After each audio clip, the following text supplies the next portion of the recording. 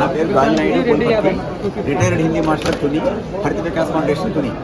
నేను 2019లో junior retire అయిన తర్వాత హరిత వికాస్ ఫౌండేషన్ సొసైటీని స్థాపించి పిచ్చుకలను రక్షించండి, పర్యావరణాన్ని కాపాడండి అనే కాన్సెప్ట్తో పాటు పక్షులుంటే అవి తిని విసర్జించిన విసర్జకాల వల్ల ఎన్నో వేల చెట్లు మనం నాటొచ్చు.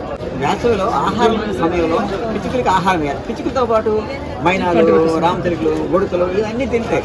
తినడంతో అన్ని పక్షులు జీవరాశులకు అన్ని జీవరాశులకు కూడా మనం ఆహారాన్ని ఇచ్చిన వాళ్ళు అవుతుంది. శిక్షణ ఇచ్చేవారికే మా పరిమితి తప్ప మిగతా మా అవసరం అక్కడ ప్రతి ఒక్కరు నేర్చుకొని ప్రతి ఎంట ప్రతి గుడి ఇంట్లో కూడా ఈ గుంచెలు కట్టాలి.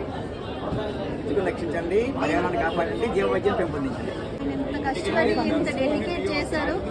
సో ఆయన కోరిక మాత్రం అందరం తీర్చాలి. ఇది వరి పొలాలు ఉన్న ప్రతి వాళ్ళు ఇది చేయకపోతే మాత్రం మీరు తప్పు చేసినట్టే. వర్షారు మీరు దాన్ని మూటలోకి ఎత్తే ముందు ఇది బయట కట్టాలి.